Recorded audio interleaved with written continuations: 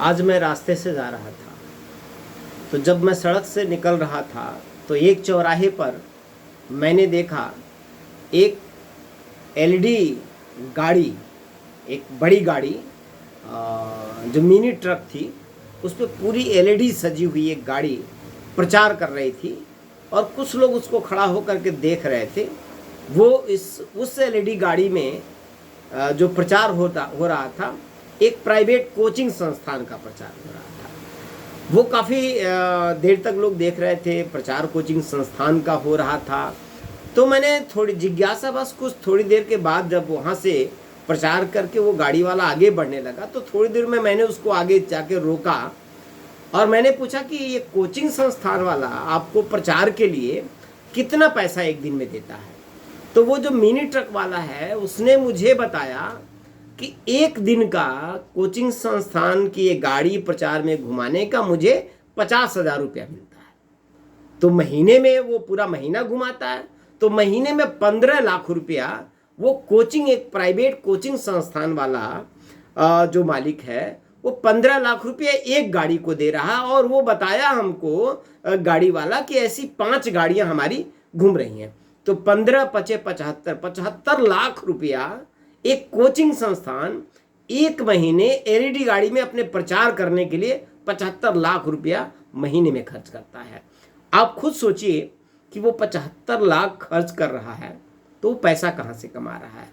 एक तो जो मध्यम वर्ग के लोग हैं, जो अमीर लोग हैं, उनके बच्चों को एक उज्जवल भविष्य का सपना दिखा करके, जबकि कोई उज्जवल भविष्य वो बना नहीं सकते हैं, हाई फाई व्यवस्था दे करके, हाई फाई कोचिंग संस्थान के अंदर व्यवस्थाएं करके और बच्चों को उस हाई फाई व्यवस्था की जाल में जकड़ करके वो मजबूर कर दे रहे हैं कि घर में बच्चे जिद कर रहे हैं, बच्चे लड़ाई कर रहे हैं उन हाई फाई कोचिंग संस्थानों में पढ़ने के लिए।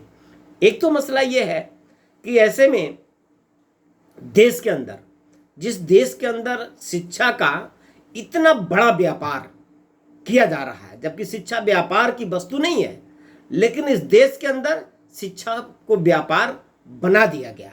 सरकारें इस पे आंख बंद करके तमाशा देख रही हैं और जो सरकार में जो लोग हैं उनको करोड़ों रुपया, ये कोचिंग संस्थान को चलाने वाले लोग उनको चंदा दे रहे हैं। जैसे एलन ग्रुप को ले लीजिए, विद्यापीठ ग्रुप को ले लीजिए, आकाश ग्रुप को ले, कई ऐसे ग्रुप हैं, बड़े ग्रुप हैं जो देश भर में अपना कोचिंग संस्थान चला। करोड़ों रुपया राजनीतिक पार्टियों को वो चंदा दे रहे हैं और कह रहे हैं कि जो स्कूलिंग एजुकेशन है, जो स्कूलिंग शिक्षा है, उसको आप एकदम खराब कर दीजिए और हम उन बच्चों को कोचिंग में ले आएंगे, लूटेंगे, माँ बाप को, गार्जियन को मजबूर करेंगे कि वो हमारे यहाँ आएंगे और लूटेंगे तो आधा हम राजनीतिक पार्टियों को चंदा दे देंगे और आधे में हम कमाई बड़ी कर लेंगे। तो इस तरह से देश का जो शिक्षा व्यवस्था है वो चौपट किया जा रहा है।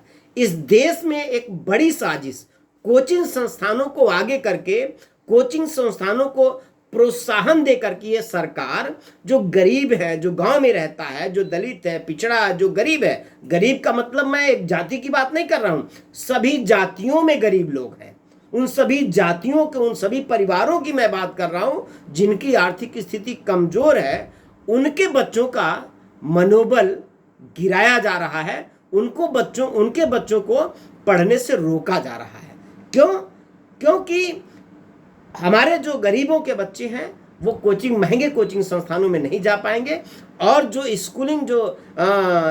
स्कूल है, कॉलेज है, वहाँ पे कोई पढ़ाई नहीं होगी, ये सरकार चाहती है। सावधान होने की जरूरत है, सजग होने की जरूरत है। देश को बचाना है, शिक्षा को बचाना है और यही संविधान की मूल भावना है कि सबको शिक्षा मिले और फ्री मिले, आसान शिक्षा मिले। ये संविधान की मूल भावना है और सरकार शिक्षा से सबको दूर कर रही है, गरीबों को, मजदूरों को, दलितों, पिछड़ों को सरकार शिक्षा से दूर कर रही है। इसलिए ये सरकार की जिम्मेदारी है कि कोचिंग संस्थानों पर सरकार बैन लगाए। अगर कोचिंग संस्थान चलती रहेंगी तो गरीबों के बच्चे पढ़ाई नहीं कर पाएंगे।